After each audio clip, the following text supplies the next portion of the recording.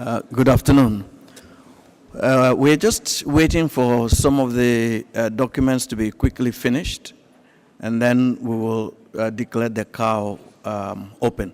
Then after the cow, we will then reconstitute ourselves into the plenary for the closing.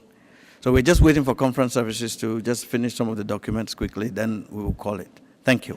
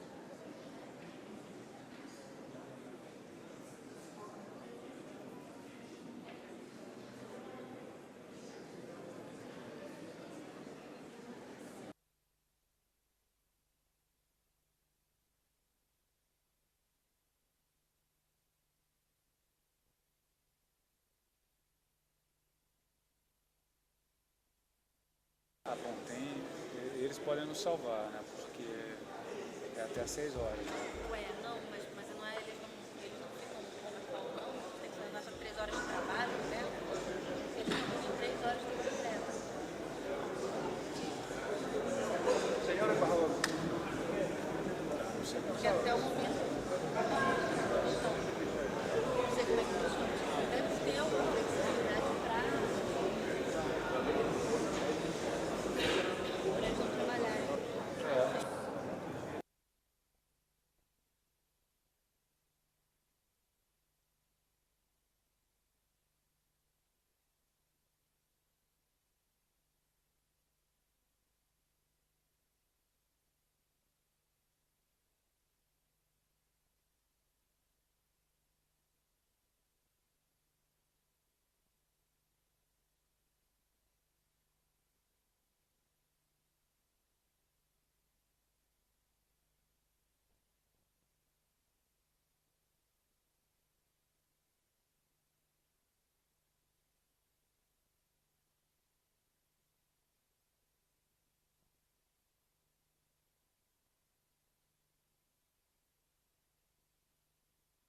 as razões para essa aí. Tem Netflix, né? Hoje todo mundo tem sua conta de Netflix funcionando em qualquer lugar. Mesmo o pessoal que tá aí, as capitais.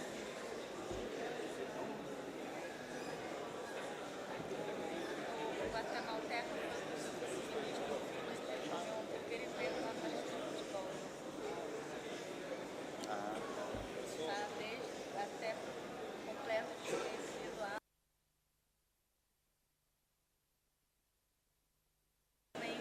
Acessível e Nairobi.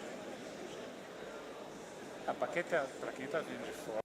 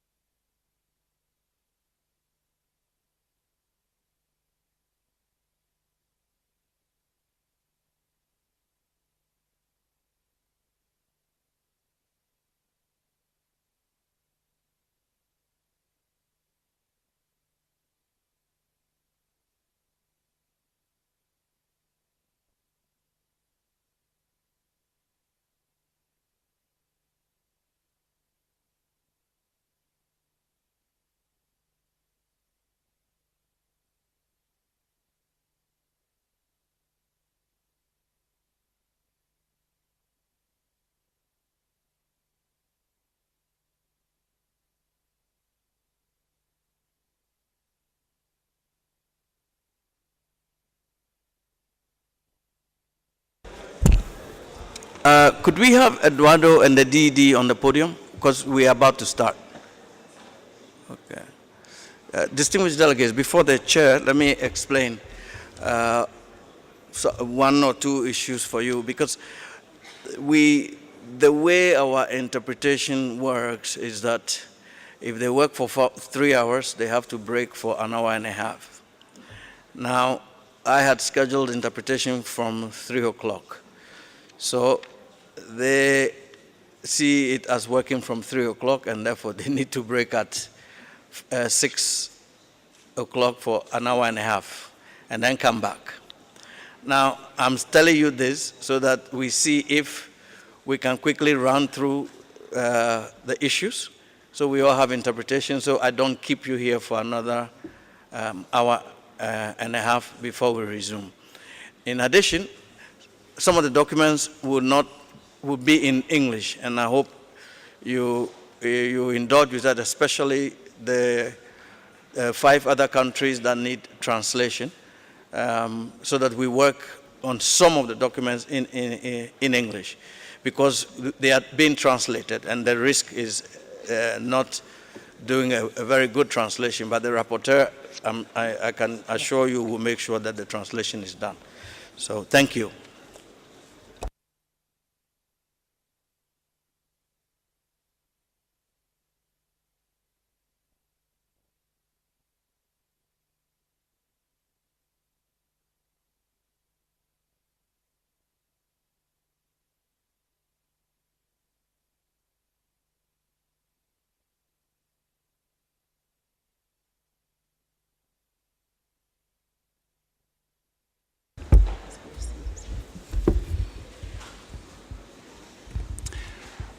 Distinguished delegates, good afternoon.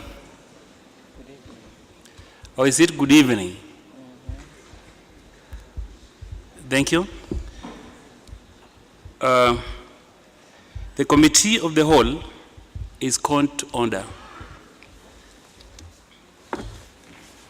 Distinguished delegates, dear colleagues, welcome to the 4th meeting of the Committee of the Whole.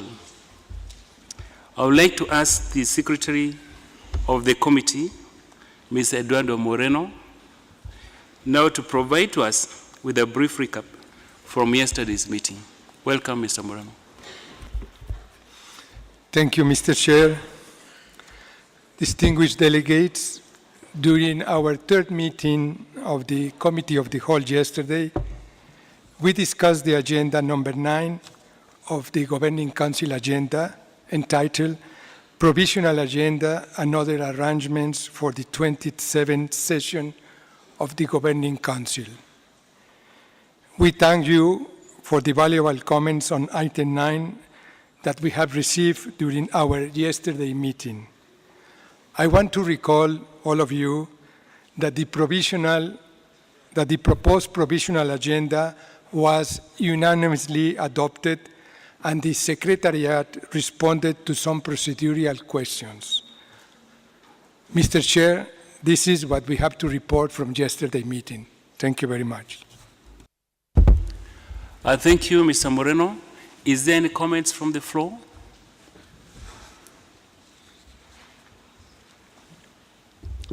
Thank you. Ladies and gentlemen, the Committee of the Whole for the 4th session has the following agenda. 1, consideration of the draft reports of item 5, 6, and 8. Consideration of draft resolution for the draft committee, and the report on the draft decision of item 9. Consideration of the draft reports of item 5, 6, and 8.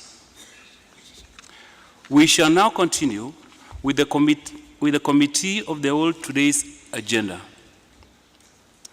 The report for agenda item 5, activities of the United Nations Human Settlements Program, including coordination matters, is before you. The Deputy Executive Director of UN Habitat and introduced the documents on this agenda item, the committee took notice and discussed it. I would therefore ask if there is any further comments to the agenda.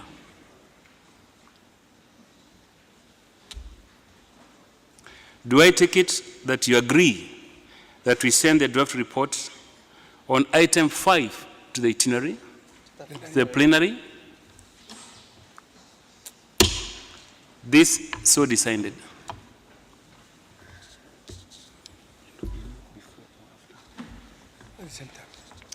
The report for the agenda, item 6, review of the outcome of the United Nations Conference on Housing and Sustainable Urban Development, Habitat 3, is before you.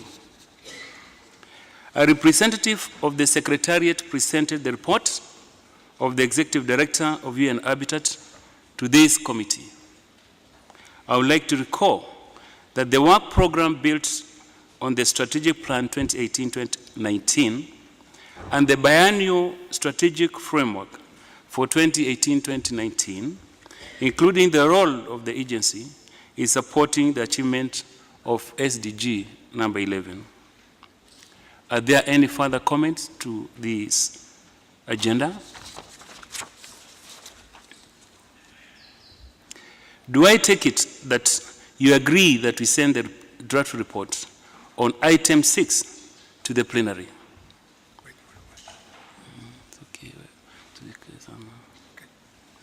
This is so decided.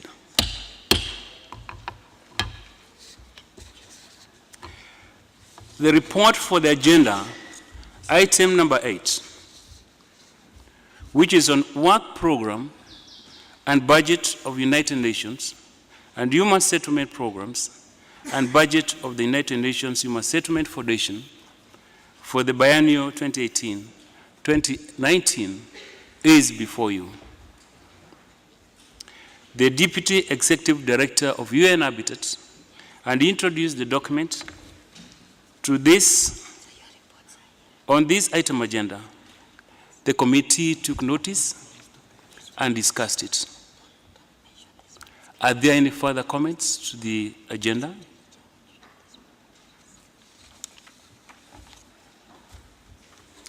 Do I take it?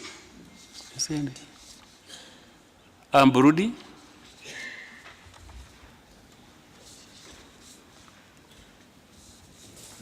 I believe this was a mistaken the way it did yesterday. Burudi, is there any issue? No. I believe there isn't. Do I take it that you agree that we send the draft report on item number 8 to the plenary? This is so decided.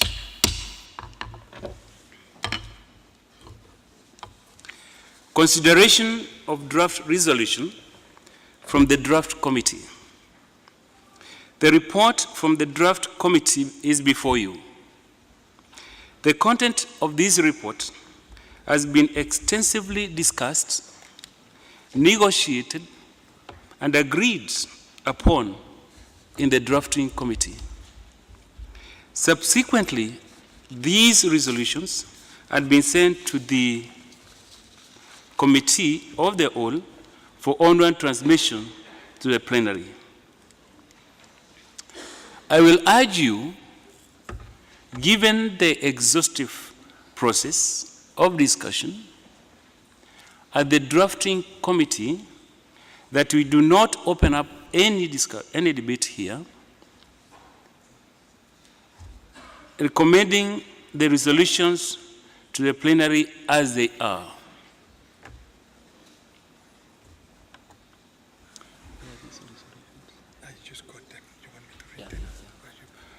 I will request the Secretary to read the resolutions.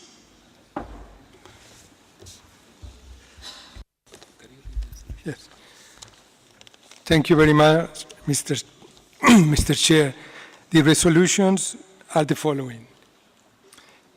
HSP/GC26/CRP.1, which is the draft resolution 26-1, United Nations Human Settlement Program Governance Reform, an extension of the mandate of the Working Group on Program and Budget. Second resolution is HSP/GC/26/CRP2, Decision 26, is the proposed dates and provisional agenda for the 27th session of the Governing Council of the United Nations Human Settlement Program. The third resolution is HSP/GC/26/CRP.3, is the draft resolution 26/2, enhancing UN Habitat role in urban crisis response. Resolution number 4 is HSP/GC/26/CRP.5, draft resolution 26, which is the revised strategic plan for 2014-2019 and the work program and budget of the United Nations Human Settlement Program for the biennium 2018-2019. The fifth resolution is HSP/GC26/CRP.6, which is the draft resolution GC26, promoting safety in cities and human settlement. The sixth resolution is HSP/GC/26/CRP.7, which is the resolution 26, regional technical support on sustainable housing and urban development in regional consultative structures, including the 7th Asia-Pacific Ministerial Conference on Housing and Urban Development. Next resolution is HSP/GC/26/CRP.8, the draft resolution for GC26 World Urban Forum. Next resolution is HSP/GC/26/CRP.9, which is the draft resolution for GC26 accreditation. Next resolution is HSP/GC26/CRP10, is the draft resolution for GC26 promoting effective implementation, follow-up, and review of the new urban agenda.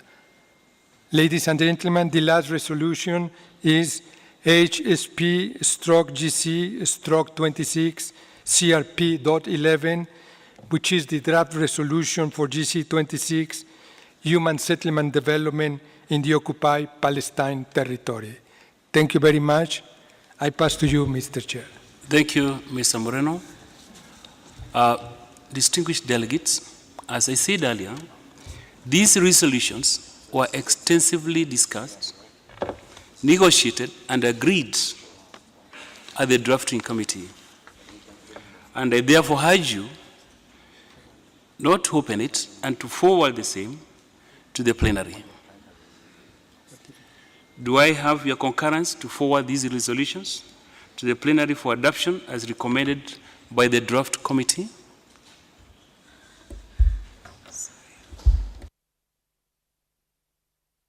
Syria? Thank you, Mr. Chair. Just a simple clarification. Is it possible to know the main sponsor of each resolution?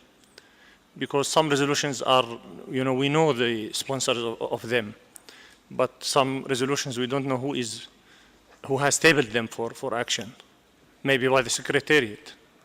Thank you. Thank you, Syria. That is possible, and I request the Secretary to provide the responses. Thank you. Mr. Chairman, if you indulge us, when we go into plenary, we will announce the resolution with their sponsors. But the one thing I can assure you is there is no resolution being sponsored by the Secretariat. It has to be sponsored by a member state of the Governing Council. So as I said, we are still preparing the resolutions. And so we're just reading for you now. But if you indulge me, so that we move forward, by the time we constitute the plenary, I'll have it for you. Thank you, Mr. Chairman. Thank you, Secretary. I think it's adequate, the way Secretary said. It will be given more details when it comes to plenary. And I think that's a good response. So is there any other delegates who has got any other issue, any comments on the presentation?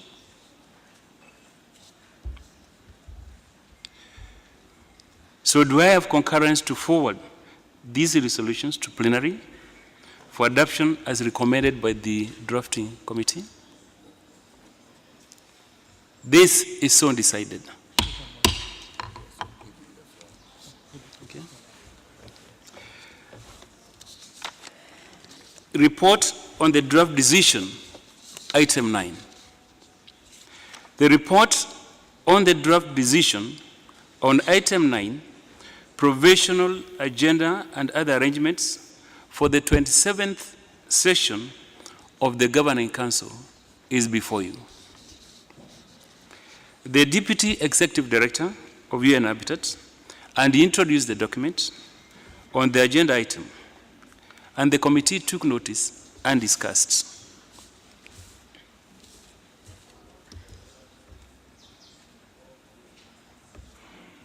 Are there further comments on the agenda item number 9?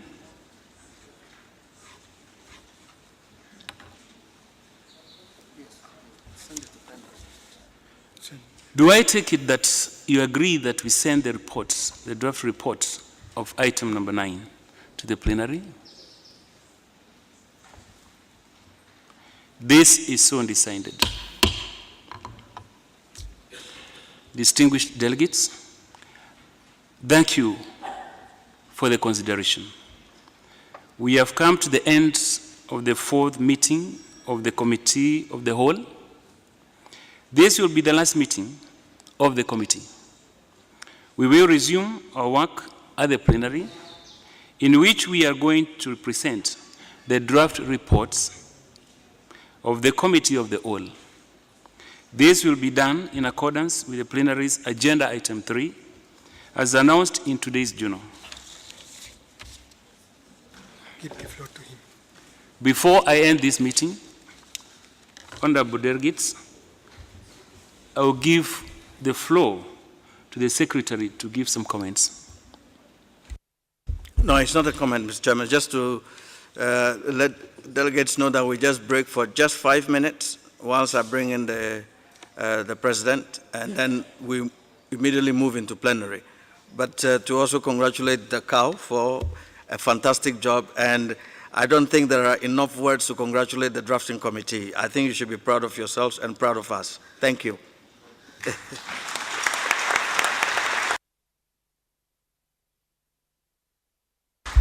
Thank you, Secretary. The meeting is adjourned.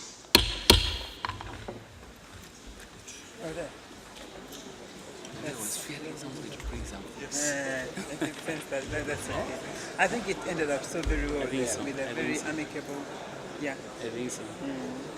I was wondering what Sandaride would say. No, they were quite central. Yes, they were quite central to the final.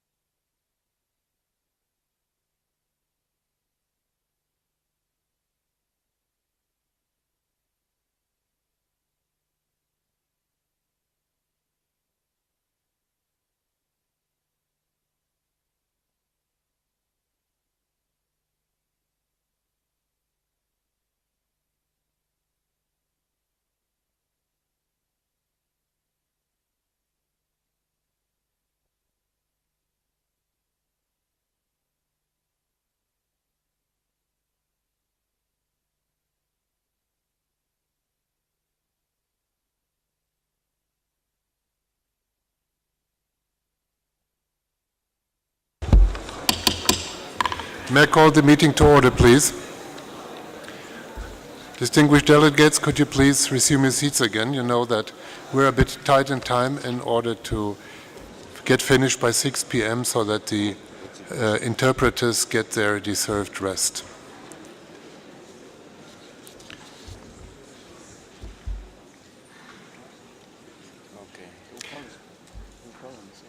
Okay. So the 7th meeting of the plenary is called to order. Election of the Vice President of the Governing Council 26th Bureau. Distinguished delegates, you would recall that the position of Vice President of the Bureau representing the regional group of Latin American and Caribbean states, we were told at the plenary would be provisionally filled by Colombia. We have since then been informed that the group has reached an agreement on the candidate representing the group.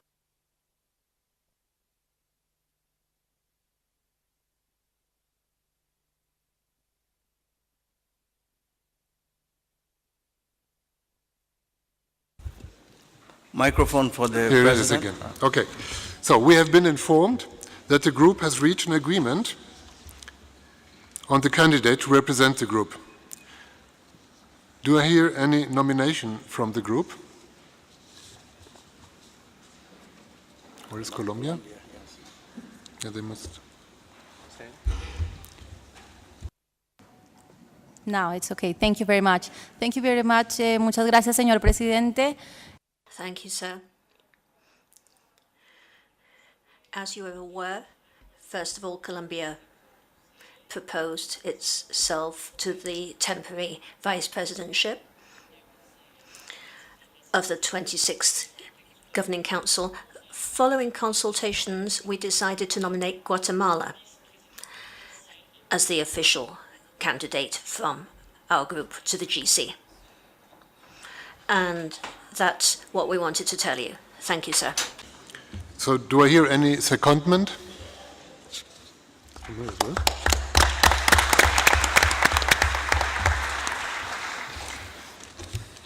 So, distinguished delegates, unless there is any objection from the floor, I recommend that we elect Mr. Carlos Varillas by acclamation.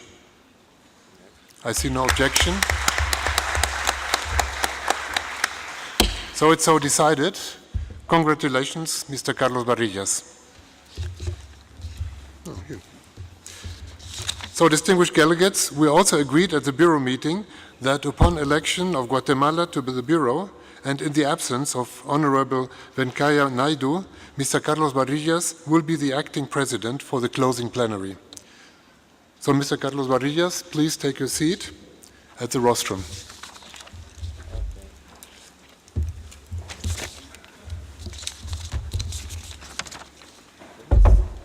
Thank you very much.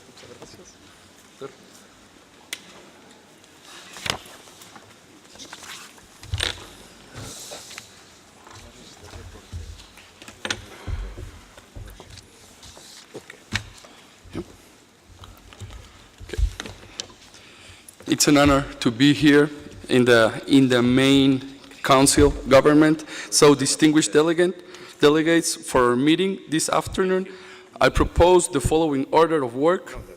First, we will consider and adopt the draft reports of the Committee of the Whole on items 5, 6, 8, and 9 of the provisional agenda. Following that, we shall consider and adopt the draft reports of the plenary on agenda items 1, 2, 3, 4, 5, 6, 7, and 8, including the dialogue of the theme of the session. Following that, I propose to move to the consideration and adoption of draft resolution, and after that, we shall take up the consideration of the remaining agenda items, namely Item 9, Provisional Agenda and Other Arrangement for the 27th Session of the Governing Council. Item 10, Other Matters. Item 11, Adoption of the Report of the Session. And lastly, Item 12, Closure of this session. With respect to the adoption of the draft resolution, I take it that you see to no problem with us starting with resolutions that do not have any brackets. We can then take up after that resolution with brackets. I hear any objection? So it's decided. In this connection, I wish to recall the established practice at the United Nations of the consideration and the adoption of draft reports, which are purely procedural in nature as is meant to be a factual account of the events that took place during the present session of the Governing Council. I hope that delegations have had the opportunity to review the summary of the draft reports. These reports may contain square brackets in certain areas because the necessary information of the meeting, including the present meeting, was not available at the time of the preparation of the reports. Accordingly, I will propose that the Governing Council authorize that these reports be finalized by the reporter of the Governing Council as required to ensure that it accurately reflects information included on the present meeting. I also wish to recall that this report is subsequently considered by the Economic and Social Council and the General Assembly. Therefore, there is a need for the Governing Council to adopt the report for onward transmission to ECOSOC and the General Assembly and to enable those two organs to take appropriate action required by them in the report. Do I hear any objection? So it's decided. Before we proceed to these matters, may I invite the distinguished representative to revert to agenda item number 3, credential, which, as distinguished delegates will recall, was early deferred to enable the Bureau to complete its examination of the credentials. Under Rule 16, number 2, of the Rules of Procedure of the Government Council, the Bureau shall examine the credentials submitted by delegation to session of the Governing Council and report thereon to the Governing Council. Pursuant to the foregoing rule, as already reported during our 5th plenary meeting, and by the information saved by the Secretary to the Governing Council on behalf of the Bureau this morning, I'm pleased to confirm that the Bureau has examined the credential of representative and alternative representative submitted by members of the Governing Council at its 26th session and has found such credential to be in order. We have thus completed our consideration of agenda item 3. We now move on the consideration of the draft report of the Committee of the Whole on agenda items 5, 6, 8, and 9. It gives me great pleasure to give the floor to the chairman of the Committee of the Whole to introduce the report of his committee as reflected in document HSP GC 26 CW L1. I call on the representative of the Minister, Mr. James Wainaina Wacharia, Mr. Patrick Wenda Bucha. Mr. Chairman, you have the floor.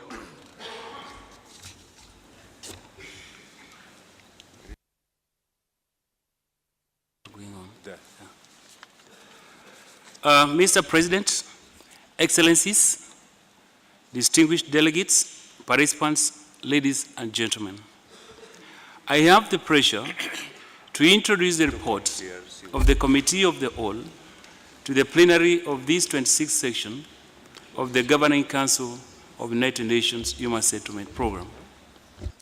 The Committee of the Whole held 4 meetings and considered 4 agenda items, namely items 5, 6, 8, and 7.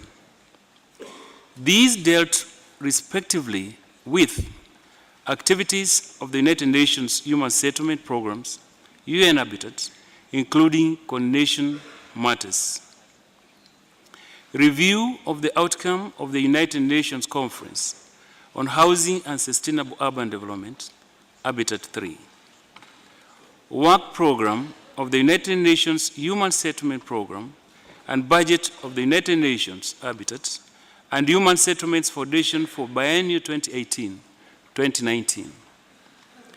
The provisional agenda and other arrangements for the 27th section of the Governing Council. The agenda items, along with their supporting documents, were extensively discussed by the Committee of the Whole, with sub-item on the draft resolution forwarded to the drafting committee for in-depth consideration. This process has enabled us to reach an agreement by consensus on all these issues tabled. Regrettably, the Committee of the Whole operated without co-chair and rapporteurs, since no member states put forward any nominations. Some members made procedural requests aiming at prioritizing the discussion and resolutions, as well as the timing of the discussions for the Committee of the Whole. Mr. President, the Committee of the Whole, at its fourth meeting held today, adopted its report as presented in the documents HSP/GC/26/CW/L.1, and also HSP/GC/CW/L.1 and Addendum 1, and requested me to transmit the same for the adoption to this plenary. Mr. President, allow me to highlight some of the issues that were addressed in the deliberations of the Committee of the Whole. On the activity report, the committee was satisfied in general with the report of the Executive Director on the activities undertaken by UN Habitat. The committee noted that 2016 was a landmark year for UN Habitat, with the signing of the new urban agenda in Quito in October. The preparatory process for the third United Nations Conference on Housing and Urban Development, Habitat 3, that led to the global agreement involved over 20,000 stakeholders. UN Habitat coordinated and worked in close partnership with the Habitat 3 Secretariat. The UN system, government partners, intergovernmental organizations, and other stakeholders to ensure that the new urban agenda presents a global commitment. On the review of the outcome of Habitat 3, the committee recognized the contributions of UN Habitat in the preparatory process of Habitat 3 and in the development of the new urban agenda. The interpretation of what the new urban agenda means for UN Habitat. Several initiatives being developed by UN Habitat to support the implementation and the reporting on the implementation of the new urban agenda, and finally the activities of UN Habitat and its partners towards the implementation of the new urban agenda.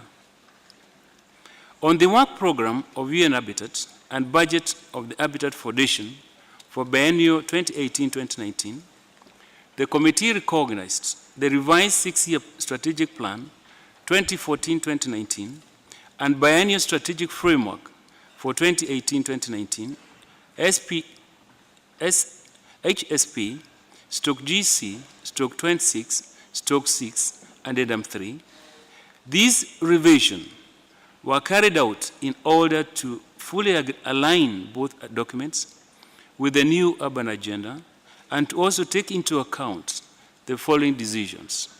1, the 2030 Agenda for Sustainable Development and Sustainable Goals. 2, the Addis Ababa Action Agenda. 3, the Sendai Framework. 4, the Paris Agreement. And 5, the 2016 New York Declaration for the Refugees and Migrants. A member state requested more specific information of the revised biennial plan addressing the question of the implementation of the new urban agenda and the midterm evaluation of the strategic plan. This member state inquired what the provisions were on the side of UN Habitat to adjust the strategic plan in case the expected funding will not materialize. Some member states highlighted past and present projects developed with the technical support of UN Habitat and emphasized that the agency's regular budget needs to be strengthened to enable Habitat agenda, to enable UN Habitat to accomplish its mandate. The Committee of the Whole reports to this plenary that the committee considered and endorsed the provisional agenda for the 27th section of the Governing Council, as well as the dates for the section being 3 to 7 April 2019. This afternoon, Mr. President, the Committee of the Whole received a report of the drafting committee with the resolutions that were extensively discussed, negotiated, and agreed. The Committee of the Whole submitted the following resolution to this plenary. HSP GC 26 CPR.1 Draft Resolution 26-1 United Nations Human Settlement Program Governance, Reform and Extension of the mandate of the Working Group on Program and Budget. HSP GC 26 CRP.2 Decision 26 Proposed dates and provisional agenda for the 27th section of the Governing Council of the United Nations Human Settlement Program. HSP GC 26 CPR.23 Draft Resolution 26-2 Enhancing UN Habitat's Role in Urban Crisis Response.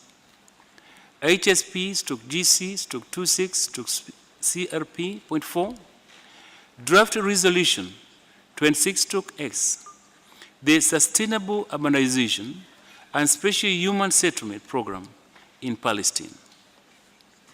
HSP GC 26 CRP.5 Draft Resolution 26 Revised Strategic Plan for 2014-2019 and the Work Program and Budget of United Nations Human Settlements Program for Biennial 2018-2019. HSP GC 26 CRP.6 Draft Resolution GC 26 Promoting Safety in Cities and Human Settlements. HSP GC 26 CRP.7 Resolution 26 Regional Technical Support on Sustainable Housing and Urban Development in regional consultative structures, including 7th Asia Pacific Ministerial Conference on Housing and Urban Development. HSP GC 26 CRP.8 Draft Resolution for GC26 World Urban Forum. HSP GC 26 CRP.9 Draft Resolution for GC26 Accreditation. HSP GC 26 CRP.10 Draft Resolution for GC26 Promoting Effective Implementation, Following Up and Review of the New Urban Agenda. And HSP GC 26 CRP.11 Draft Resolution for GC26 Human Settlements Development in the Occupied Palestinian Territory.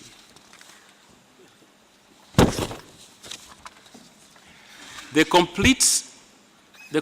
Committee of the Whole recommends these resolutions to be adopted by consensus.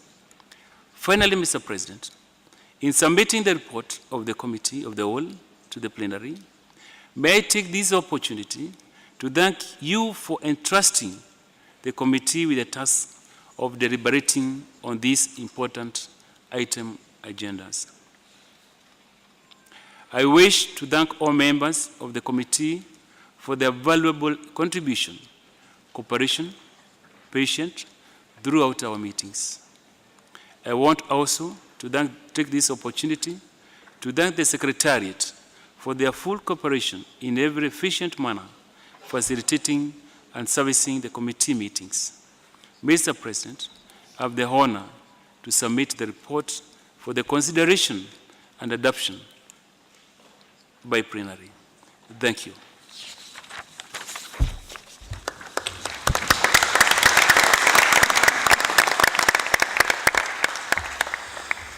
I thank the chairman of the Committee of the Whole for this introductory statement. I now invite the Governing Council to consider the draft report of the Committee of the Whole as contained in document HSP GC 26 CWL1. Are there any comments on this document? May I take it that the Governing Council wish to adopt the draft report of the Committee of the Whole as contained in the document HSP GC 26 CWL1? And to authorize the rapporteur to finalize the report in light of the proceeding. I heard no objections. It's so decided. I thank the chair of the Committee of the Whole for a job well done. I now invite our distinguished rapporteur to introduce the draft report of the plenary on agenda items 1, 2, 3, 4, 5, 6, 7, 8, and 9, including the dialogue on the special theme of this session contained in the document HSP GC 26L1 and HSP GC 26L1 at 1. I know that the Russian delegate, the German chair for present the report, please. Thank you, Mr. President. Distinguished delegates, I'm speaking on behalf of the Russian rapporteur, Mr. Andrei Chibis from the Russian Federation, was rapporteur but who is not able to assist here. I have the honor to present the report of the plenary of the 26th session of the Governing Council of the United Nations Human Settlements Program, the draft of which is before you in document HSP/GC/26/L1 and HSP/GC/26/L1 at 1. The draft contained in document L1 covers the proceedings of the meetings from its first to the 7th plenary meetings. The draft contained in L1 at 1 covers the proceedings of the dialogue of the special theme for the 26th session. I would like now to provide a brief overview of the key substantive items of the proceedings of the plenary meetings. As regards agenda item 1, the opening of the first meeting of the session on Monday morning was conducted by Mr. Michael Milner. Mr. Milner also received the President of the Republic of Kenya, who declared the meeting opened. We heard a number of very intuitive statements during the opening ceremony of the high-level segment, all highlighting the importance of the work of UN Habitat and putting it into the context of the current and future development agenda. First, the Director General of UNON, who also introduced a video statement of the UN Secretary General, then the Executive Director of UNEP, followed by the Executive Director of UN Habitat. Then the President of the General Assembly, after which the President of Kenya, Uhuru Kenyatta, delivered a statement highlighting the global pace and potential consequences of unplanned global urbanization. As regards item 2, elections of officers were held, and the President, Honorable Venkaiah Naidu, and the rest of the Bureau for the 26th session was elected. The rest of the agenda items were taken up at the high-level general debate that began on Monday morning with the Executive Director delivering his policy statement. In his policy statement, the Executive Director of UN Habitat highlighted issues such as the opportunities for the effective implementation of the new urban agenda. He elaborated on the new urban agenda and also drew the session's attention to the need to plan and address the issues of rapid urbanization. In addition to these events, agenda item 3 on the credential was considered and referred to the Bureau for its examination. The agenda for the sessions, agenda item 4, was adopted. The debate continued throughout Tuesday. During the debate, we heard the statements of numerous member states expressing praise, constructive criticism, and suggestions for how to develop and improve UN Habitat. They also praised the adoption of the new urban agenda and urged member states to make provisions to implement it. On Tuesday, the high-level segment held a dialogue on the special theme as agenda item 7, discussing opportunities for the implementation of the new urban agenda with 3 sub-themes on promoting access to adequate and sustainable housing, on integrated human settlements planning for sustainable urbanization, and on synergies and financing for sustainable urbanization. This dialogue engaged participants from important origins ranging from member states to research institutions to civil society organizations. Such enthusiasm from such a variety of stakeholders provided an opportunity for all to improve their understanding of the issues. As recalled by the President at the beginning of his meeting, the draft report is a purely procedural report containing a factual account of these events that took place during the Governing Council, and delegations hopefully have had a chance to confirm the outcome of the report. Following the conclusion of the session, I or the Russian colleague as rapporteur will finalize the report to reflect the final outcome of the session, including the decisions taken at this closing plenary session. Mr. President, I would like to note that the request made at the beginning of the substantive session on Monday by the current chair of the working group on program of work and budget, that the group's report be made as an addendum to the report of the Committee of Permanent Representatives, has been duly noted and shall be so reflected. Mr. President, I will recommend that the report of the plenary contained in document HSP/GC/26 L.1 be adopted as an accurate reflection of what transpired during the plenary, with the understanding that in my capacity as rapporteur, I will review the report again with a view to reflecting in the report what may be missing, including the deliberations of today. Thank you, Mr. President.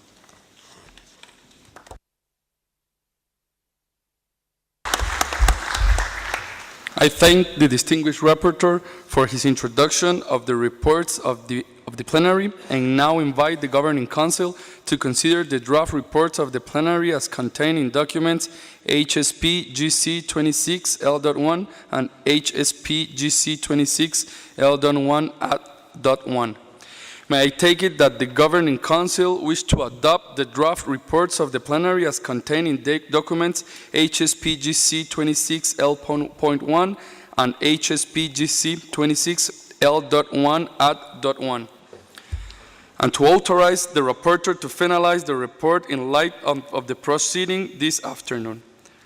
I hear no objections.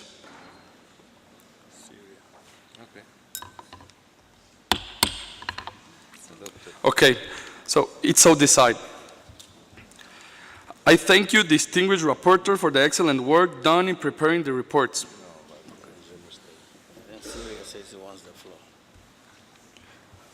Syria's asking for the floor. It's right? Yes, yes. Syria has the floor. Thank you, Mr. President. Just I have 2 inquiries. I would seek clarifications from you or the Secretariat about these issues. Please condone my ignorance about the practices of UN Habitat. One has to do with the accreditation. There was an accreditation list that has been circulated yesterday, and it has been recirculated today, which doesn't contain the name of my country and maybe so many other countries. My question is, those countries who are represented in this meeting at the level of permanent representatives, do they need to redraft and resubmit original accreditation letters? As I understand from a letter that has been circulated by the UNON, that any permanent representative who is accredited duly to the United Nations office in Nairobi will be automatically accredited to all meetings that will take place in this place. They don't need a new accreditation letter to be issued and signed by the President of the country, the Prime Minister, or the Minister of Foreign Affairs. So I would seek your clarification on this point. For us, countries which are represented at the level of permanent representative, not somebody that has been dispatched from the capital. This is my first question. The second, about the report of the whole session. Will it be posted for 1 week, 2 weeks, and then the member states will be given some time in order to comment on the, as you said, it is a factual report. So usually, we member states, we should be given 1 week or 2 weeks to make some editorial corrections if on the report, if me or any other country might find that his or her statement was not reflected accurately in the report. I hope I made my questions clear. Thank you. Okay. I thank the Secretary to answer those questions. Thank you, Mr. President.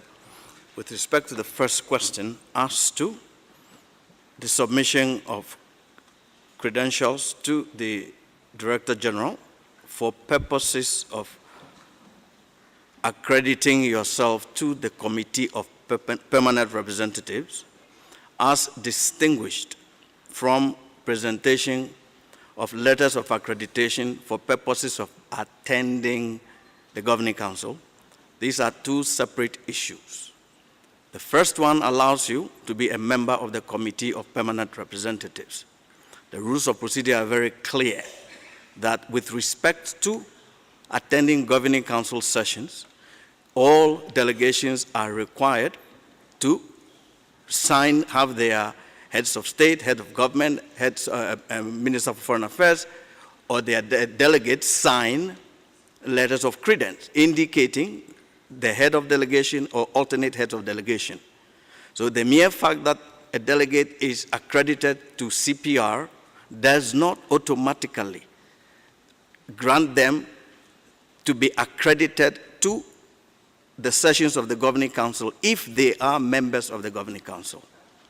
With respect to the second question regarding the report, yes, under situations of this nature, member states are free to correct factual errors. So if your name is Mr. Smith and we reflect it as Mr. Langston, you bring it to our attention and we will correct it. And thank you, Mr. President. Thank you, Secretary. If there are no further objections, so it's so decided. I thank our distinguished rapporteur for the excellent work done in preparing this report. Distinguished delegate, we have now come to the next item of our work this afternoon at the plenary, adoption of draft resolution. It's now given me a great pleasure to give the floor to the Vice Chair of the Drafting Committee to introduce the draft resolution considered by this committee on behalf of the Chair of the Committee. I now call upon the Vice Chair of the Drafting Committee, Mr. David Moulet-Lind.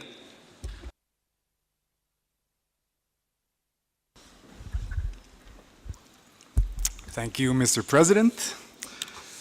As Chair of the Drafting Committee set up for this 26th session of the General Council, I am pleased to report that the committee has considered 12 resolutions and agreed by consensus on 9 of them.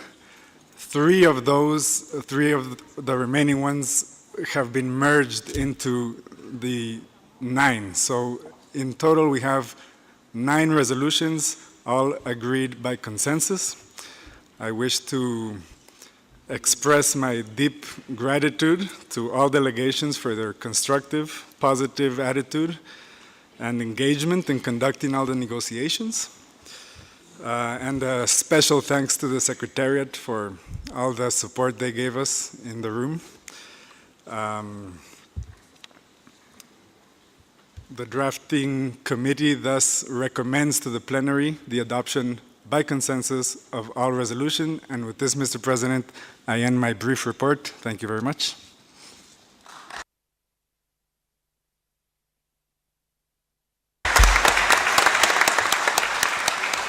I really thank the distinguished Vice Chair. A lot of people give us great congratulations about the work that the President of the Drafting, Mr. David Moulet, makes. So I'm really pleased of the Drafting Committee for his introduction, and now I invite the Governing Council to take up the consideration of the draft resolution we have just been introduced. Distinguished delegates, the draft resolution before us have already been deliberated on extensively by the Drafting Committee. and were subsequently adopted by consensus. They have also been endorsed by the Committee of the Whole early today. Distinguished representatives are therefore encouraged to bear in mind, and I would be grateful if we do not reopen discussion on issues on which consensus has already been reached. I also wish to propose, given the extensive consultations that have taken, that all the draft resolution be considered and adopted by a plenary by consensus. Are there any comments? The following draft resolution are before the plenary for adoptions. With the number HSPGC 26CRP number 1, Draft Resolution 26 number 1, United Nations Human Settlement Programs Governance, Reform and Extension of the Mandate of the Working Group on Program and Budget. The Syrian asked us that we can set who sponsored each one of the resolution. So in the first case, Romani and the members of the working group made the sponsor. So if I hear no objection, the resolution is adopted. The first resolution is adopted. Now, decision 26, number 2, proposed date and provisional agenda for the 27th session of the Governing Council of the United Nations Human Settlement Program. I hear no objection, so the resolution is adopted. Number 3, decision 26, number 3, draft resolution enhancing UN habitat roles in urban crisis response. This one was sponsored by Iraq. I hear no objections, so this resolution is adopted. Draft resolution number 26-4, revisit the strategic plan for 2014 and 2019 and the work program and budget of the United Nations Human Settlement Program for the biennium 2018 and 2019. This was sponsored by France and South Africa. I hear no objections, so the resolution is adopted. Draft resolution 26, number 5, promoting safety in cities and human settlement. This resolution was sponsored by South Africa and the African Group. I hear no objections, so this resolution is adopted. Resolution 26, number 6, regional technical support on sustainable housing and urban development in regional consultative structure, including the 7th Asia Pacific Ministerial Conference on Housing and Urban Development. This resolution was sponsored by Iran. If I hear no objections, so this resolution is adopted. Draft resolution for GC 26, World Urban Forum. This resolution was sponsored by African Commons countries. I hear no objections, so this resolution is adopted. Draft resolution for GC 26, accreditations. This resolution was sponsored by Europe Union and the USA. I hear no objections, so this resolution is adopted. Draft resolution for GC 26, promoting effective implementation, follow-up, and review of the urban agenda. This was sponsored by African countries. I hear no objections, so this resolution is adopted. And for the last, draft resolution for GC 26, human settlements development in the occupied Palestinian territories. This resolution was sponsored by Bahrain. If I hear no objections, so this resolution is adopted too.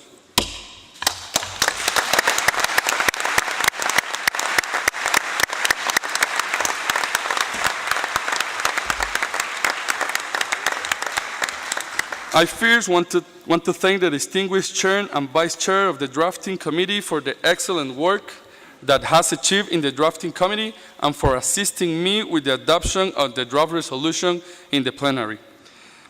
Distinguished delegate, do I take it that we adopt all the draft resolution required to by consensus? So it so decide.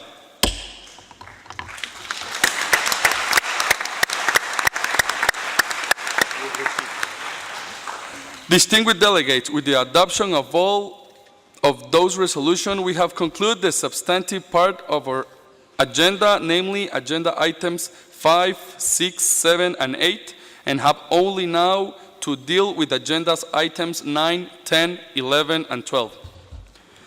Distinguished delegates are now invited to turn to agenda item number 9, provisional agenda and other arrangement for the 27th session of the Governing Council. With regard to this agenda item, the Governing Council has before it for consideration document HSP GC 26 CRP.2 entitled Proposed Date and Provisional Agenda for the 27th session on the Governing Council of the United Nations Human Settlement Program. The date of the session will be discussed after the provisional agenda. The provisional agenda is contained in document HSP GC 26 CRP.2, has already been discussed and endorsed in the Committee of the Whole, which has also recommended for adoption by the Governing Council. Therefore, I invite the Governing Council to consider the draft provisional agenda for its 27 sessions. Are there any comments? May I take it that the Governing Council agrees to adopt the draft provisional agenda for the 27th session of the Governing Council as contained in the document HSP GC 26 CPR.2. I hear no objections. It's so decided. We now consider the date and venue of the 27th session of the Governing Council. The Bureau and the Committee of the Whole have proposed that the 27th session of the Governing Council should be held from 8 to 12 April 2019 and the headquarters of the United Nations of Human Settlement Program, UNHABITAT, at the United Nations Office at Nairobi, Kenya. Is this agreeable to the Governing Council? I hear no objections. It is so decided. I now move to the agenda item number 10. Any other matters? Are there any matters that delegation wish to consider which is not on the agenda? I hear none. Under this item, I wish to move it there are no objections, and as recommended by the Bureau, to give an opportunity to delegates followed by stakeholders who could not speak during the plenary on Monday and Tuesday to make brief statement not exceeding 2 minutes. We have concluded the statement and agenda item number 10. Okay, so we have the list to stakeholders that want to talk, to want to speak. In the number 1, we have UNAIDS. UNAIDS.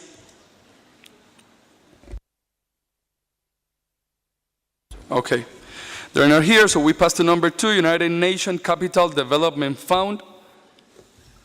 Yes, thank you, Mr. President, Excellencies, ladies and gentlemen. The least developed countries have seen rising investment, including foreign direct investment, but often this investment is not accompanied by required local economic and social transformation that will steadily put the poorest countries on a swift graduation path. Investments are often dominated by real estate projects in big cities, mega infrastructure, natural resource commodities for export markets or enclave production, with a few backward and forward linkages to the broader economy.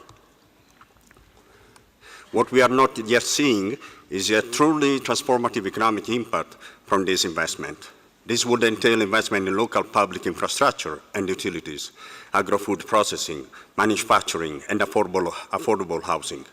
The sort of investment that the industrialized and BRICS countries finance through central and local governments during their own transformations. Most investors are not investing at the scale required in the least developed countries to drive transformation due to lack of information about bankable projects and aversity to risk. Secondary cities of least developed countries are disproportionately affected by these investment patterns. Foreign, domestic investment rarely reach these cities. Development partners currently are not working on these issues at scale. In part, that is because they have limited appetite for risk, including local currency risk, with the direct financing of projects, tending to prefer sovereign loans or guarantees to central governments. There are many examples of real estate crashes, commodity boom and bust cycles, and currency devaluation, depleting the saving base of domestic capital markets. Transformative local investment can hedge against this vulnerability. Indeed, the local governments can play a major role in accelerating the transformation of the least developed countries. They can promote catalytic investment, participate directly in the identification of potential public or private investment that can sustainably generate revenue while transforming local economies. Local governments can also play a major role in bringing climate resilient and pro-poor infrastructure projects, and set much higher standards for impact investment. Please, I remember the stakeholders that you just have 2 minutes. Yes. To sum up, domestic capital markets are ideally placed to take advantage of increased cities' involvement in transformative investment. Local government can be key reliable partners, and infrastructure investment they sponsor can provide long-term stable returns if development partners support them through capacity building and risk mitigating blended finance that leverage domestic markets. Hence, municipal finance will be increasingly critical for the effective implementation of the new urban agenda. UNCDF is ready to play its part and partner with UN Habitat and others to support municipal finance as a key implementer of the new urban agenda in the least developed countries. I thank you for your attention. Thank you very much. Number 3, United Nations Office of the High Commissioner for Human Rights Council. You have the floor. It's here. Thank you. This is a statement from the UN Office of the High Commissioner for Human Rights. Distinguished delegates, ladies and gentlemen, without human rights, there can be no sustainable cities. Urbanization can be a powerful, constructive or destructive force. It has the potential to contribute positively to the lives of the majority of the world's population, yet current forms of urbanization in developed and developing countries alike have often led to greater disparities, inequalities and discrimination, and more people living in inadequate housing conditions. The 2030 SDGs and the new urban agenda have promised to leave no one behind. They call for universal respect for equality and non-discrimination and reaffirm the responsibilities of all states to respect, protect and promote human rights without discrimination or distinction of any kind. The real test now is to see if these words are going to be put in practice or remain vague commitments. And let's be clear, if inhabitants and their rights are not put at the center of all implementation of the new urban agenda and the SDGs, urbanization will continue generating inequalities, segregation and violence. Concretely, advancing on this agenda will require fully integrating human rights in urban laws, policies and programs, ensuring free, active, equitable and meaningful participation of all inhabitants in urban processes, putting in place transparent and accountable human rights measurement system to assess the effectiveness of urban policies, programs and budgets, prioritizing activities and budgets for addressing issues of the most vulnerable sections of city inhabitants and using the maximum of their available resources for these purposes, and ensuring access to remedies for human rights violations and grievances at local level. The human rights system provides very concrete guidance that can help implementation of the 2030 agenda and the new urban agenda, including on issues such as security of tenure, evictions, and human rights responsibilities of business. The Office of the High Commissioner for Human Rights avails itself to... Please, I ask you to finish. I'm finishing. Avails itself to support the implementation of the agenda from a human rights perspective. Excellencies, distinguished delegates, housing, education, health, water, sanitation, or access to justice are human rights, and these rights cannot be treated as commodities. The new urban agenda will be able to fulfill its promises only if its implementation embraces this paradigm shift. I thank you. That's the next. Thank you very much. Now, I have in number 4, SDI. So SDI has the floor. Okay, thank you very much. We, the organized grassroots communities represented here by SDI, WIGO, Wairu Commission, would like to say, we commend the member states and UN Habitat for the efforts they have made to develop the new urban agenda and the sustainable development goals. We will continue to work towards the implementation of the new urban agenda by influencing inclusive partnership with national, regional, and local governments in relation to housing issues and the achievement of the targets envisioned by SDG Goal 11. We commit to do the following: to build organization within poor communities that ensures they can effectively engage with their local authorities in order to address housing issues, to push the women that women are not only included but are central to the process of community governance and development of housing policies and housing projects, to collect data in our communities that will help identify priority programs and projects for our communities, community-driven collected data that will avail to local and national governments, that adds on to and enriches the data they have to address issues of secure tenure and urban planning policies. In order to do this, we wish to have the following: practical and implementable partnership with local authorities. We wish to convey that we are not just beneficiaries of development, but partners that ought to be at the center of decision-making processes when it concerns our homes, our neighborhoods, and our lives. We ask for our governments for the financial mechanism that add to the contributions that communities make, which would enable us to achieve the targets set by the new urban agenda and SDG, especially around housing processes, the recognition of structures and solutions developed by communities. We commit to continue to create workable solutions to the challenges that faces our communities. I thank you.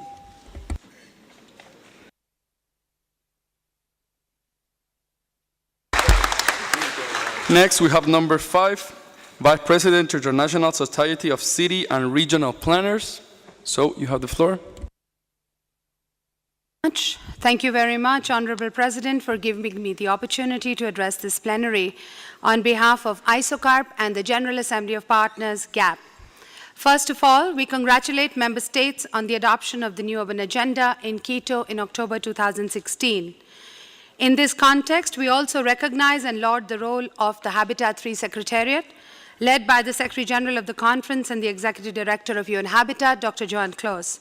We must ensure that the legacy of Habitat 3, especially vis-à-vis inclusivity and innovation, is consolidated, expanded, and deepened, directed and shaped, not left to chance, in the coming months and years. In this regard, we also deeply appreciate the positive and forward-looking approach of members of this Governing Council in the past week, which is also reflected in the resolutions you have just adopted.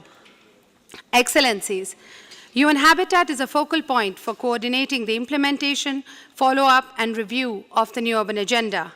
As stakeholders, we urge Member States to support UN Habitat in its mandated role. UN Habitat has been a thought leader in the area of sustainable and inclusive urbanization for several decades. Both its normative and operational roles must be strengthened if our shared vision of inclusive, safe, resilient, and sustainable cities and human settlements is to be realized. At the same time, the urgency and scale of the challenge demand both strengthening traditional alliances and building new partnerships. This is where ISOCARP, with its members spread over 80 countries, can help. This is where GAP, with over 1,200 members linked to 58,000 networks organized in 16 partner constituent groups, can play an important role. ISOCARP, on its part, has already started working towards realization of the commitments related to urban and territorial planning in the new urban agenda. Among other activities, our institute has initiated capacity-building programs on the new urban agenda and the international guidelines on urban and territorial planning. As an active member of the Global Alliance for Urban Crisis, we are working with UN Habitat, World Vision, other humanitarian and development agencies, as well as UCLG, to address the risks of humanitarian crisis in cities. The General Assembly of Partners, too, is forging ahead on this path. Ladies and gentlemen, let me conclude by saying the world is not the same place as it was 20 years ago. New challenges have emerged, but also new ideas, new partnerships, new stakeholder constituencies. Let us be bold and not shy away from embracing them for a brighter and more sustainable urban future. I thank you for your attention.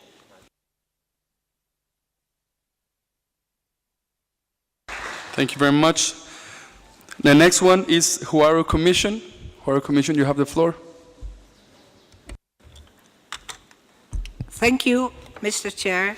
On behalf of women, so International Council of Women, Groots International and Huaru Commission, we should like to congratulate the Executive Director of UN Habitat, Duan Klos, the Deputy Executive Director, Madame Aisa, and Madame Ana Morena with her unique, successful Habitat 3 conference in Quito last year.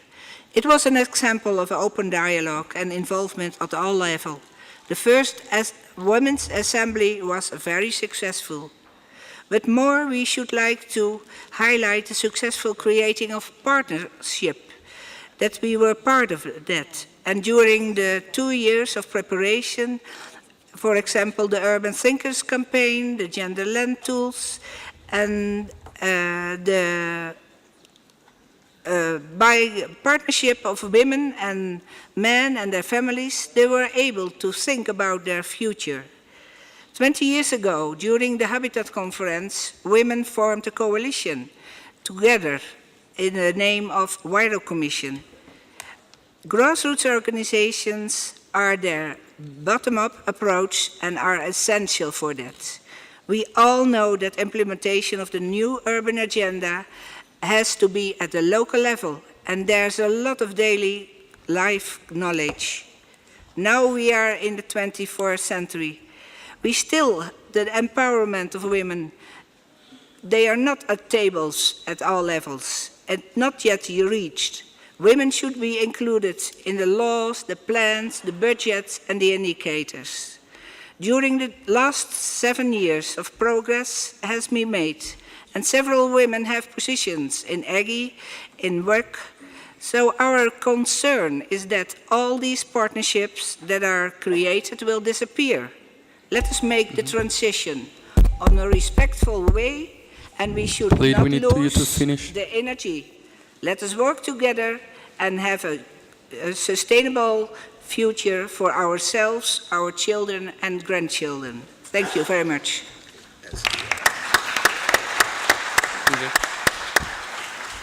Thank you very much.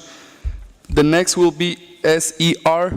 Please, SER, you have the floor.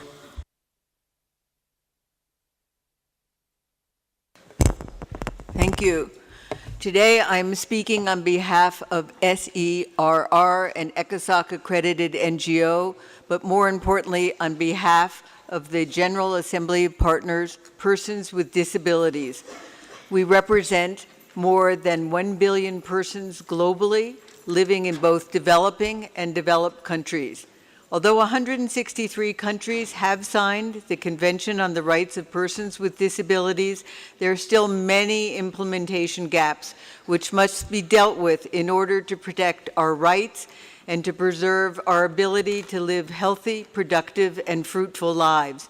An active global network advocating for the rights of persons with disabilities achieved 15 specific references to our issues in the new urban agenda, which, along with references in Agenda 2030 for Sustainable Development and contained in the Convention on the Rights of Persons with Disability, offer concrete guidance in nutrition, education, availability of decent work, public space, and inclusion in decision-making, with opportunities afforded to persons with disabilities. This active network is collaborating with a number of other civil society partners and with the United Nations agencies to ensure implementation. As a follow-up to the high-level forum on disability, inclusion, and accessible urban development held in Quito as part of Habitat 3, a second such meeting will take place at the UN in June with the aim of galvanizing efforts for implementation of the new urban agenda from the perspective of accessibility and inclusion to persons with disabilities. We gain success by advocating not only for our own constituency, but through the common collaborative efforts of the General Assembly of Partners with support of Dr. Juan Clos and Ana Moreno, who encouraged us every step of the way. We thank you.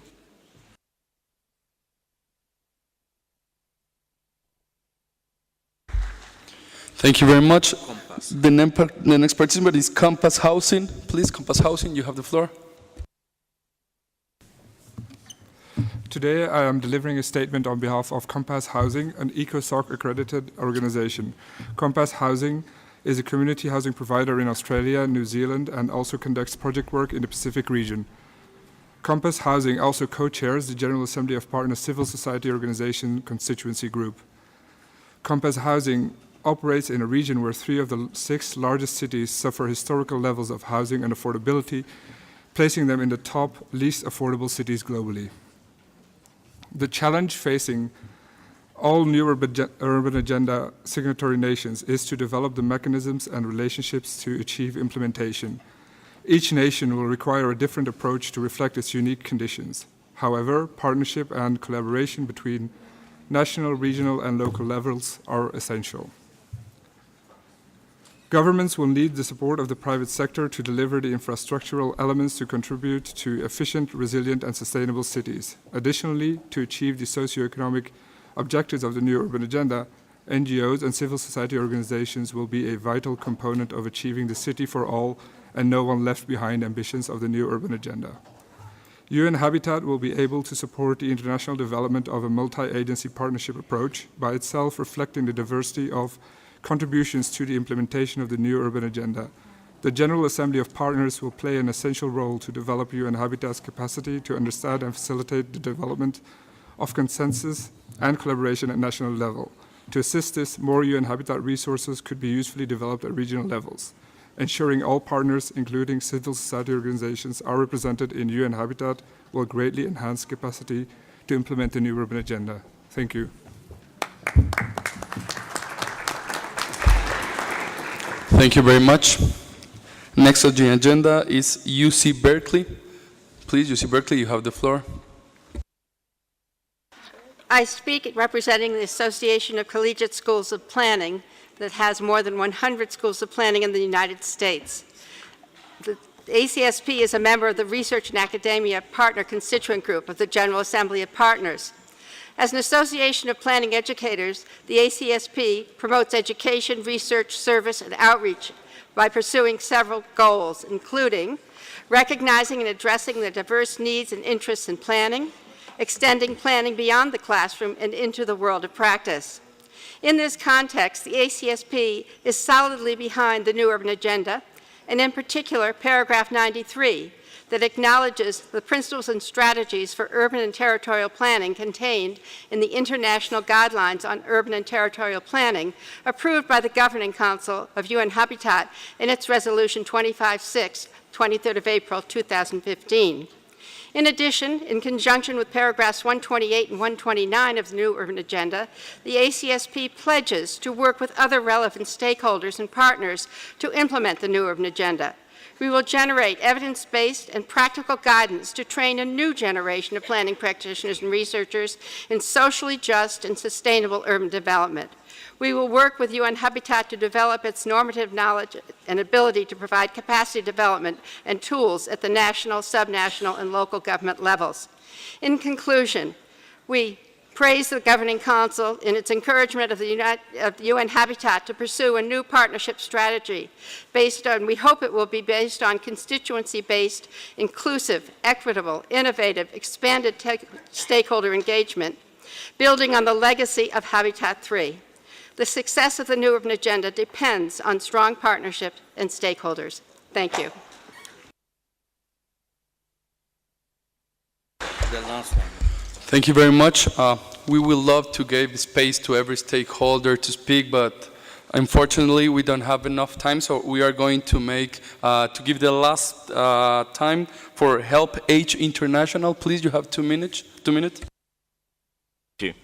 I speak on behalf of the General Assembly of Partners Older Persons Group and HelpAge International, a global network of organisations working to protect and promote our rights in older age. There are more than 900 million people aged 60 years and older, 57% of whom already live in cities. As all of us are ageing, and this figure will increase significantly, particularly in lower middle-income countries. Rapid urbanisation and global population ageing are century-defining trends. Cities present physical, social and economic barriers that prevent us from realising our right to live in dignity and safety in older age. Key challenges include recognising the disproportionate impact of air pollution on older people, providing accessible public transportation for older people, creating hospitable green and public spaces to tackle social isolation, and ensuring the inclusion of older people in responses to urban humanitarian crises. The Older Persons Gap Group worked hard to ensure that the new urban agenda takes into account the voices and protects and promotes our rights in older age, and it does. The new urban agenda contains 27 substantive references to ageing. It gives us assurances that not only will our rights in older age be taken into account in urban planning and budgeting, but more importantly, calls for all older people to be active participants in urban decision-making, implementation, monitoring and accountability. We encourage UN Habitat and other partners and stakeholders, national and local governments, to take an active role and engage with HelpAge and the members of the GAP Older Persons Group to ensure our cities are responding appropriately to ageing urban populations. Thank you.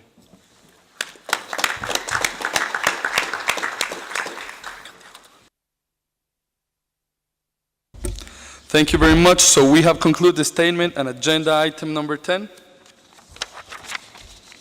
Now, I call on the distinguished representative of the G77 to the regional groups. Please, G77, you have the floor. Mr. President, the Group of 77 in China appreciates the able manner in which you and other members of the Bureau steered the proceedings of the 26th session of the Governing Council of UN Habitat. The group admires the spirit of cordiality and compromise exhibited by member states to ensure a successful outcome of GC26. We are hopeful that the adopted resolutions would dovetail into our common endeavor to achieve the goals established by Agenda 2030.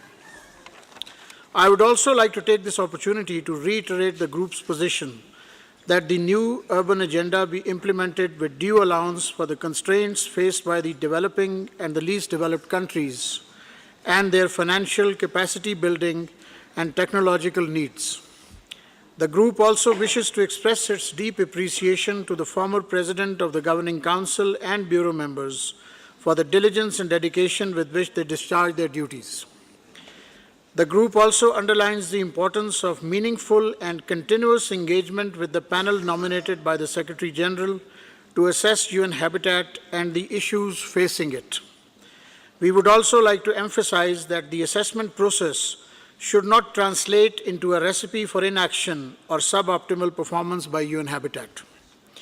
The group also reiterates its deep appreciation for the Executive Director and Deputy Executive Director for their sterling service to UN Habitat and member states. Needless to say, Mr. President, the Group of 77 in China continues to be ready and willing to play its part in transforming UN Habitat into an entity fully in sync with the Agenda 2030. Thank you.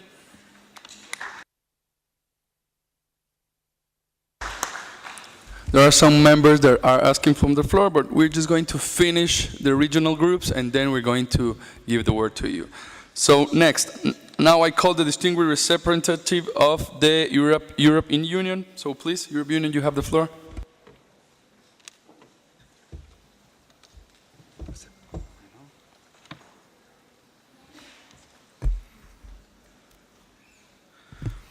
Mr. President, distinguished delegates, Mr. Executive Director of UN Habitat, Excellencies, ladies and gentlemen,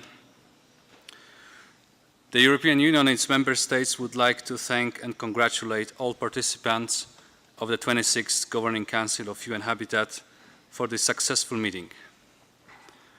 We hope that being the first Governing Council meeting after the Habitat 3 conference and evidently improved from the last Governing Council meeting, it will mark a beginning of a new period for UN Habitat as a more efficient, effective, and accountable organization fit for its role in the implementation of the new urban agenda. We have agreed today an important package of resolutions that will guide the Secretariat of UN Habitat on their work in the next biennium, notably in response to the new urban agenda. The EU and its member states find it very important that the Governing Council decided to continue strengthening the oversight of UN Habitat, but prolonging the mandate of the Working Group on Programme and Budget. We also very appreciate the agreement to improve the engagement of UN Habitat with stakeholders by extending the accreditation to Habitat 3 stakeholders and to develop the new stakeholders engagement policy. Mr. President, we would like to acknowledge that without the great cooperation, the conference could not be successful. A consensual agreement on all 9 resolutions seals the Nairobi spirit, which we would like to build on for future meetings of UN Habitat and other conferences taking place in this location.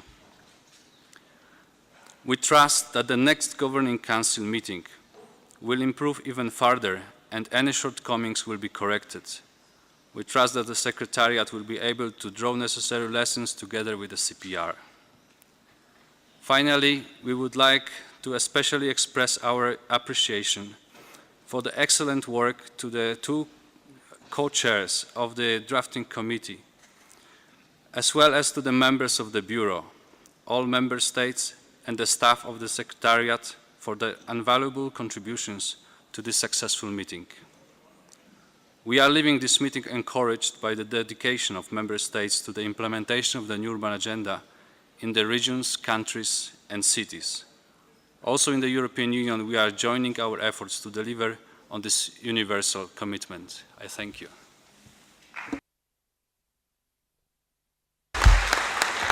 Thank you, European Union. Now I call on the distinguished representative of the regional group of Western European and others. Please, you have the floor.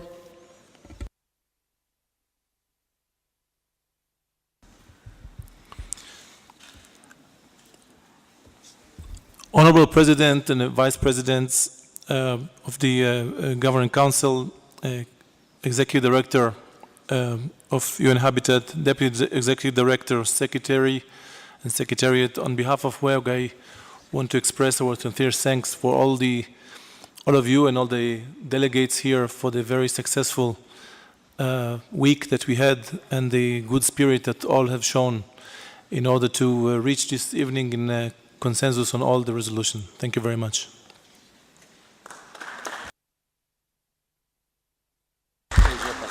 Thank you, Western Europe and others.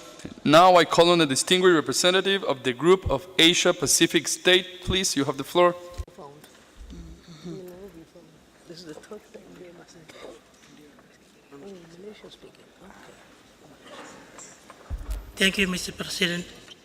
On behalf of the Asia Pacific Group, I wish to congratulate you for your able leadership and successful chairmanship of the 26th session of the UN Habitat Governing Council. The group also wishes to express its appreciation and thanks to the former GC President for his constructive leadership over the last 2 years, including the preparatory process leading up to this session. Noting that the world is in the midst of rapid urbanization, placing enormous strains on the institutional and natural resources of countries, the Asia Pacific Group looks forward to continue working closely with all member states in the implementation of the adopted resolution. This is to ensure that UN Habitat is well positioned to fulfill its mandates in support of the implementation of the new urban agenda, which sets the new global standard for sustainable urban development in achieving the goal established by Agenda 2030. Thank you, Mr. President.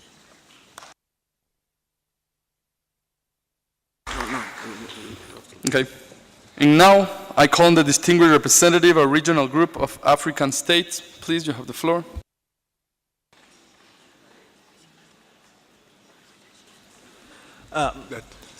Thank you, Mr. President. honorable ministers still here present, excellencies, distinguished delegates.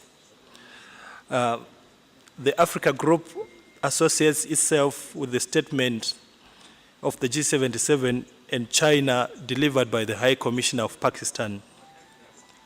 I would like to take this opportunity to thank the outgoing Bureau of the 25th session of the Governing Council for its stewardship of the preparatory process leading to this 26th session of the Governing Council. Let me also take this opportunity to thank the new Bureau for the sterling job they've done in conducting the affairs of our meeting. I also wish to thank the chairs of the drafting committees. May we all extend a big round of applause to these very important people.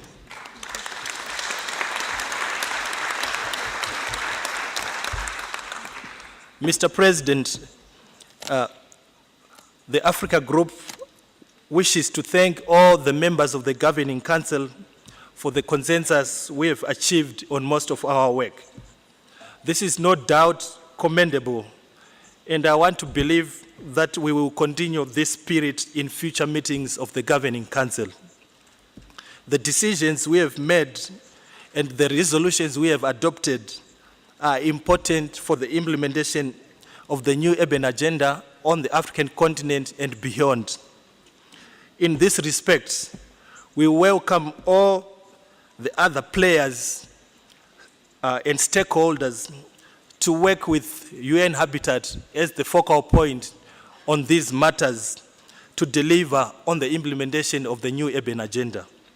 In conclusion, Mr. President, I wish all delegations from capitals safe trips back home. Safari Njema, we wish you all well in implementing the new urban agenda in your respective countries. Thank you. Thank you very much. Now, I call on a distinguished representative of Eastern Europe Group. Please, you have the floor. They have already spoken, no? Okay. Eastern Europe Group.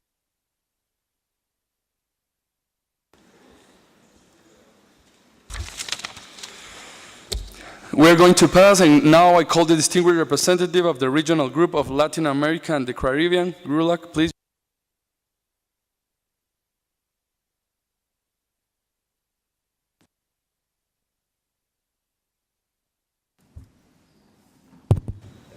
Muchas gracias. Thank you very much, Chair. Distinguished ministers and guests, excellencies, ladies and gentlemen. I have the honor of speaking on behalf of GRULAC, based in Nairobi, for this closing session of the 26th session of the Governing Council of UN Habitat. We'd like to begin our statement by recognizing the arduous and constructive and proactive work carried out by all delegations during this week. This enabled us to achieve the good results which we have seen during this closing session. We would like to highlight the involvement of Guatemala as Vice President of the Governing Council and as the Chair of the Drafting Committee. Their management, along with the commitment of all delegations, was very important for the success of this Governing Council. We reiterate the commitment of the region to the full implementation of the new urban agenda. This sets out the path we need to follow in order to achieve sustainable cities and territories. We'd like to highlight the importance of strengthening the work of local governments and national governments in order to achieve the full and effective implementation of the new urban agenda in all settlements and territories. The achievements seen during this Governing Council are an essential contribution in moving forwards. We would like to reiterate to the Executive Director and UN Habitat that we need to work together and hand in hand with other organizations within the United Nations system. In addition, we would like to reiterate to UN Habitat that through proactive and efficient management, we need to identify in an early manner the resources necessary and innovative mechanisms for financing in order to achieve the effective implementation of the new urban agenda at local, national, regional and global level. In this regard, in GRULAC, we'd like to highlight the importance of moving forwards in consolidating national and regional programs in terms of urban development and territorial development. These need to be participatory, inclusive, and sustainable, in line with the commitments set out in the new urban agenda. We need to... 1 second, please. We need to guarantee to all inhabitants, both for present and future generations, without discrimination of any kind, the use and enjoyment of human settlements, including cities and territories which are just, safe, healthy, accessible, resilient, sustainable, and we need to live in these in order to promote prosperity and quality of life for all inhabitants. In this regard, GRULAC recognises and highlights the importance of bilateral, regional, triangular, and in particular South-South cooperation as an alternative means of moving forwards.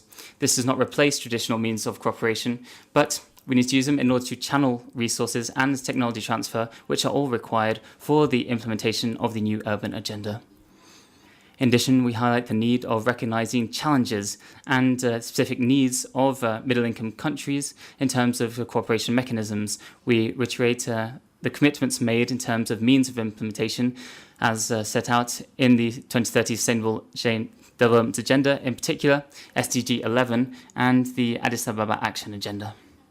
Finally, we would like to reiterate our most sincere thanks to UN Habitat and to all delegations for their commitment to the work of this 26th session of the Governing Council. This enabled us to achieve successful outcomes in order to implement the new urban agenda adopted in Habitat 3. Thank you very much.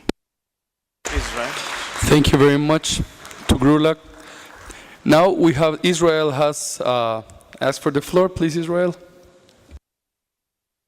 Thank you very much once again. On this concluding of this very intensive week, I wish to open by expressing the sincerest thanks of the State of Israel for the great efforts that showed here throughout the week and mostly today by all parties, and especially by the delegation of the United States of America and the Saudi delegation. I want to thank all of you for supporting the common text that we have achieved today. I also want to express the importance we attach to this sentence which talks about the full coordination on the implementation of the resolution, and we call upon UN Habitat and the Palestinians to work together with full coordination. We see it as a very important part of the resolution. Israel is still fully objecting the unnecessary politicization of the UN bodies, and especially those who are so professional like the ones in Nairobi. And we also still fully objecting and will object accepting of or adopting of regional, specific regional resolution instead of general ones. But on this positive, I would like to conclude again with a positive note, and once again to thank all those who supported and fully helped all of us to achieve this consensual text. And I do hope that it will show us the way also for the future here in UNEA 3 and other UN organizations. Thank you very much. Thank you very much to Israel. Now India, ask for the floor, please, India. Thank you, Mr. President. Both in our national capacity and since India holds the presidency of the 26th GC, we would like to take this opportunity to thank you, other members of the Bureau, and the past president of the GC, and also express our appreciation for the hard work put in by the UN Habitat Secretariat. All members of the GC showed great flexibility and maturity.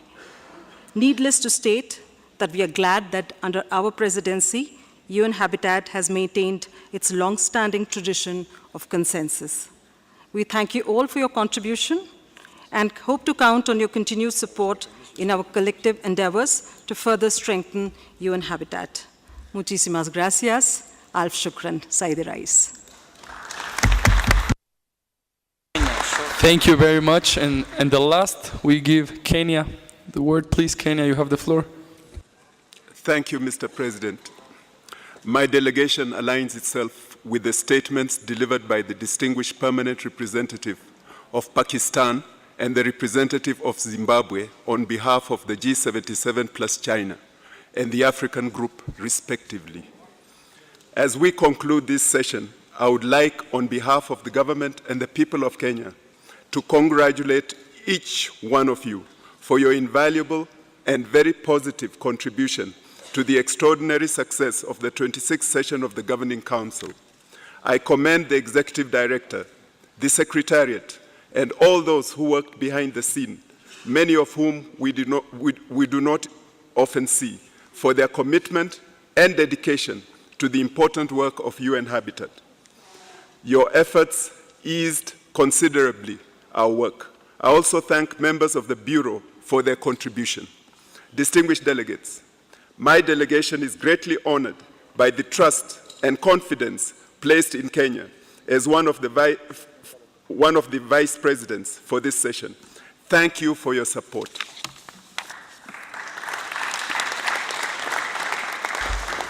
Thank Kenya. Your flexibility and willingness to accommodate one another contributed significantly to the success of our deliberations. We believe that it's only by working closely together that we can achieve our collective objective of helping to shape the work of UN Habitat.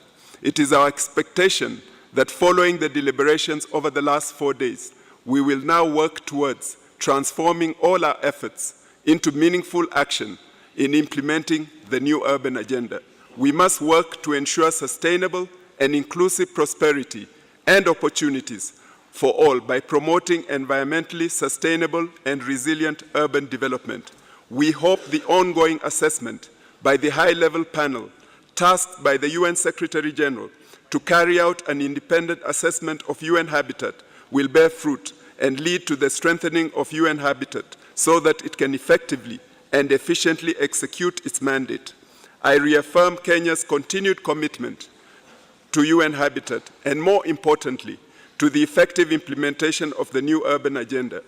We believe it will complement our efforts to realize the right to adequate housing for our people in sustainable urban environments. Distinguished delegates, finally, I hope that your stay in Nairobi was pleasant. I urge those who may not be departing immediately to visit Nairobi National Park, which is very close to our capital. Asante sana. Thank you for your attention. Thank you, Kenya, and I want to thank you for receiving us in your beautiful country. You're full of beautiful people, so thank you for everything. And now we have concluded the statement and agenda item number 10. We now move to agenda item number 11, adoption of the report of the session.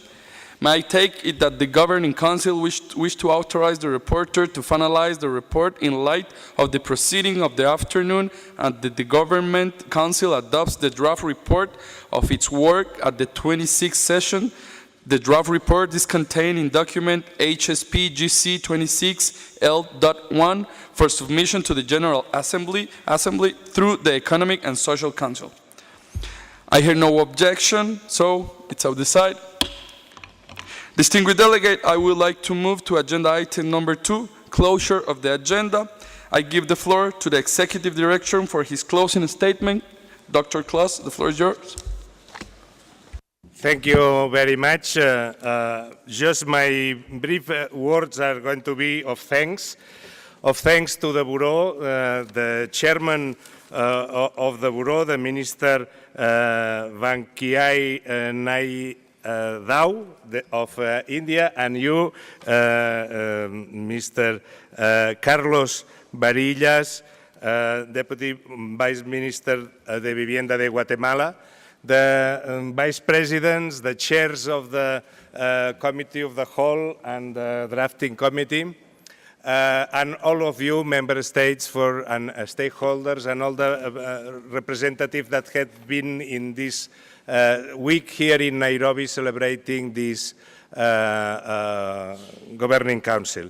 I must say that 48 countries have been present representing the members of the Governing Council. 56 additional countries not in the Governing Council have been represented in the meeting. We have had 47 side events, which have been going in parallel to the sessions. In total, we have had over 800 people present on the occasion of this Governing Council.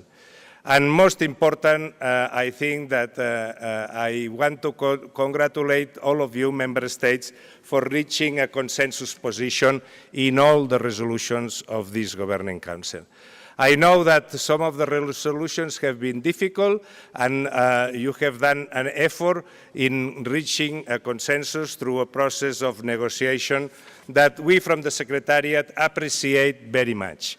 You have set the tone at a very high standard. Following the success of Habitat 3, now this Governing Council has approved the working agenda for UN Habitat for the forthcoming 2 years, and you have also approved this structure, these processes for the follow-up and implementing of the new urban agenda, giving a very specific role to UN Habitat in this endeavor. I think that this is conducing us in a very good manner to the high-level meeting that is going to take place in New York in August.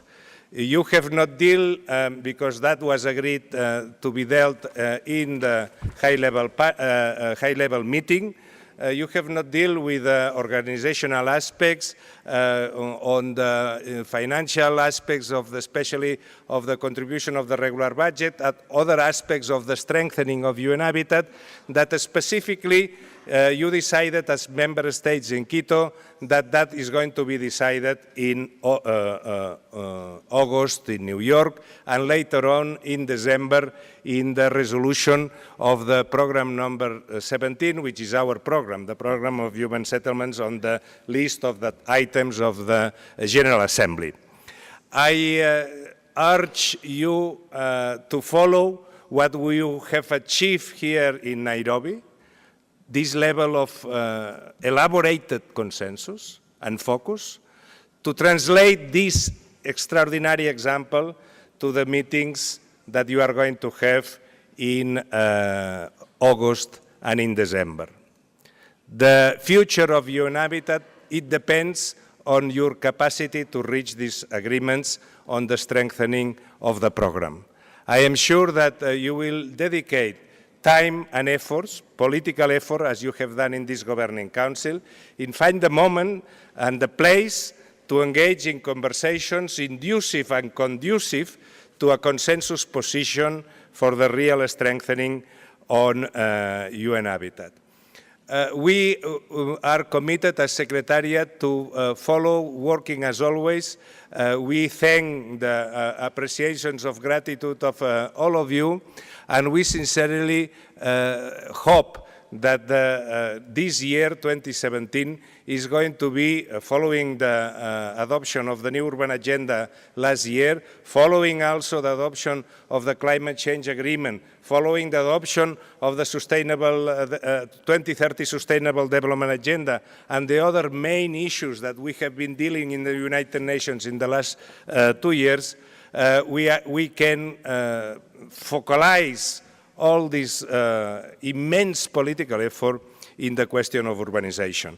As it has been said by some of you, urbanization has a lot of challenges, and therefore a lot of attention should be placed on it, because urbanization has become a strategic issue, and we know the political and economic and social risks that they are associated with bad urbanization. Therefore, I am sure that you will be focused also in these deliberations, both in New York in August and in December. Finally, I would like to thank Kenya again. Kenya and Nairobi have been a magnificent place to facilitate this very successful Governing Council. And I'm sure many delegations have told me how much they have appreciated the friendship, amability, and cordiality of the people of Kenya and the people of Nairobi. I would like to thank also the contribution of all the stakeholders, local authorities, civil society, gender, youth, and all the stakeholders, and even their effort to, although shortly, speak in the plenary, because listening to the words of the stakeholders, perhaps we are encouraged to remember that at the end, we all together, we are working for the people. And that is, the compensation of our effort and to listen to the advice, criticism, and support of the stakeholders is another manner of encouraging a better UN habitat in the future. I will to pay, again, a recognition to Malaysia. This is the next place of encounter, all of us. We hope to be there more than 20,000 people again, and I hope that you will attend the call of Kuala Lumpur, which has presented here a magnificent delegation, and also have explained it very well how they are engaging in the preparation on the World Urban Forum number 9. With that, I would like to finish and wish all of you a safe return home and see you in New York and in Malaysia in the next meetings that we have in our firm. Thank you very much.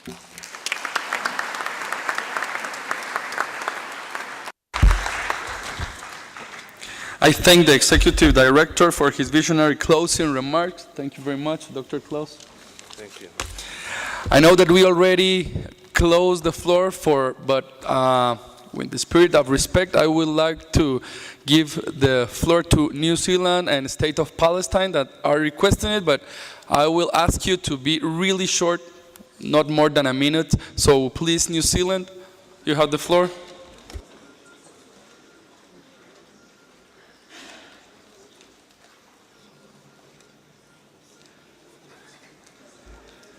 If New Zealand is not ready, I'm going to give the floor. I think that he's not even listening to us. I'm going to give the floor to the State of Palestine. Please, Palestine. I am not sleeping. Thank you, Chair.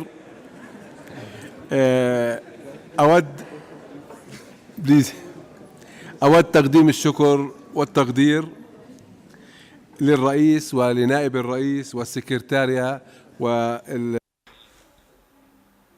I would like to thank and express our appreciation to the Executive Director, as well as to the President of the Board. We would like to thank all those who have ensured the success of the Palestinian draft. It's a technical draft, a resolution which concerns the Palestinian people who live under Israeli occupation. We thank all Arab states. We'd also like to thank all of the international groups who have backed the Palestinian draft, especially GRULAC, the Asia and Pacific group, the African group, our friends from Europe, as well as the G77,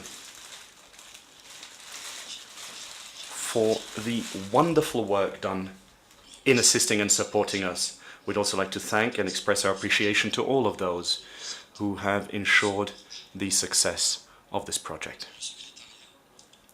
The Secretariat, the experts of UN Habitat, as well as the US and French delegations who have worked to see the success of this draft.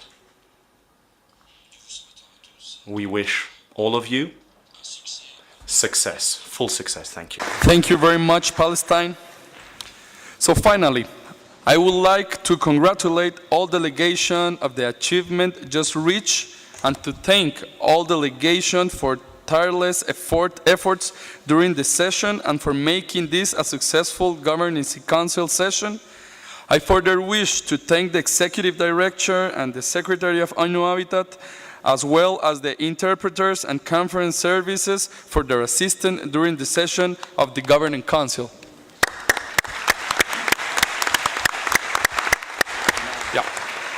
It's been a pleasure for us, being the first country in Central America to hold the President and the Vice President of this Honorable Council. I thank you, everybody. So I now declare the 26th session of the Governing Council closed.